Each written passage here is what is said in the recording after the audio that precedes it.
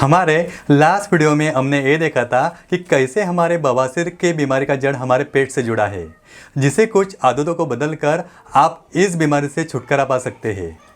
Fistula की समस्या भी ऐसी ही एक समस्या है। आज के इस एपिसोड के अंदर मैं आपको जिन टिप्स के बारे में बताने वाला हूँ, अगर आप इन सारे टिप्स को ट्रीटमेंट के साथ या ट्रीटमेंट के बावजूद भी एक्यूरेट फॉलो करते हो तो आपको बार बार डॉक्टर के पास जाने की ज़रूरत नहीं पड़ेगी। आप खुद ही अपनी बीमारी का इलाज कर सकते हैं। अगर आप भी अपनी फिस्टुला जैसी गंभीर बीमारी को जड़ से मिटाना चाहते हैं तो हमारे इस वीडियो को एंड तक पूरा देखिए, क्योंकि आधा अधूरा नॉलेज किसी बड़ी बीमारी से भी ज़्यादा खतरनाक होता है। तो चलिए आज के इस वीडियो को हम शुरू करते हैं। पाइल्स लेजर ये चैनल सब्सक्राइब करें, बेल आइकॉन पर क्लिक करें तथा लाइक और शेयर करें, पाइल्स से हमेशा के लिए छुटकारा पाए।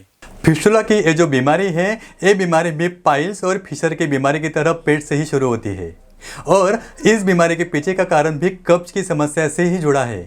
अब कब्ज की समस्या क्या होती है और कैसे ये समस्या फिस्टुला, बवासीर और फिशर जैसी बीमारी का कारण बनती है, इन सारे सब्जेक्ट पर हमने इससे पहले भी डिटेल में वीडियो बनाया है, जिसकी लिंक डिस्क्रिप्शन में मौजूद है।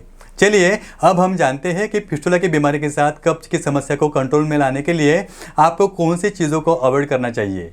मैंने पहले भी कई बार आपको बताया था कि अगर किसी को कब्ज की समस्या है तो ऐसे पेशेंट के लिए मैदे से बनी चीज़ें किसी स्लो पॉइजन से कम नहीं है। इसलिए मैदे से बनी हर चीज़ को, जैसे कि ब्रेड, पाव, केक, बिस्किट्स और बेकरी में बनी गई कई चीज़ों को अवॉइड करना चाहिए। जिसके साथ ही बेसन से बनी या तली हुई चीज़ें, पकोड़े, फरसान, नमकीन, चिप्स, ऐसी चीज़ों को भी खाने के लिस्ट से निकाल देना चाहिए।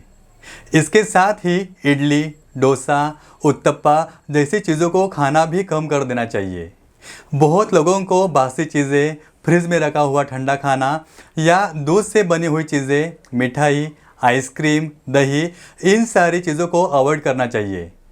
अगर दिन में आपको बार बार चाय या कॉफ़ी पीने की आदत है तो उसे भी बंद कर देना चाहिए।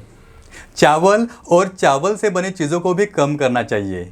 इस तरह से कुछ फल हैं जिन फलों को भी कम खाना चाहिए, जिसमें केला, अमरूद, सीताफल, चीकू, इन फलों का सेवन भी कम करना चाहिए।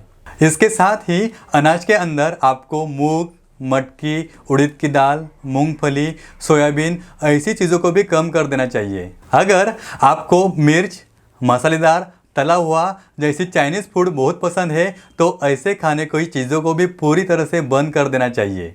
अपने परिवार को ऐसे चीज़ों का सेवन करने से बचना चाहिए। ये मैं इसलिए कह रहा हूँ कि आजकल के छोटे बच्चों में या फिर यूथ में भी ऐसा खाना खाने का ट्रेंड बन रहा है, जो हमारे बच्चे के सेहत को बड़ी तेज़ी से ख़राब करता जा रहा है। इसलिए ऐसे खाने को हमारे घरों में हमें लाना ही नहीं चाहिए। इसके साथ ही सॉस, जैम, जेली और अचार जैसी खट्टी चीज़ों को भी आपके खाने में कम कर देना चाहिए। बहुत सारे लोगों को स्मोकिंग या ड्रिंकिंग जैसी गलत आदतों का भी एडिक्शन होता है। ऐसा एडिक्शन हमारे हेल्थ को भी सभी तरह से ख़राब कर देता है, जिसमें फिस्टुला की बीमारी भी शामिल है। इसलिए ऐसी गलत आदतों से खुद को बचाना चाहिए। इसके साथ ही नॉनवेज खाने का सेवन करना हर किसी को पसंद है। कई लोग तो हर रोज़ ही नॉनवेज खाते हैं, लेकिन फिस्टुला की बीमारी में आपको नॉनवेज खाने को पूरी तरह से बंद कर देना चाहिए, क्योंकि नॉनवेज से बना खाना पचने में सबसे ज़्यादा मुश्किल होता है और 12 से 15 घंटों तक का समय एक खाना पचाने में लग जाता है। तो कुल मिलाकर ये इतनी चीज़ें हैं जिन्हें हमें फिस्टुला के समय के दौरान अवॉइड करना चाहिए। चलिए तो इसी नोट पे मैं डॉक्टर दीपक चौधरी आपसे विदा लेता हूँ। अपना ख्याल रखिए और हेल्दी रहिए।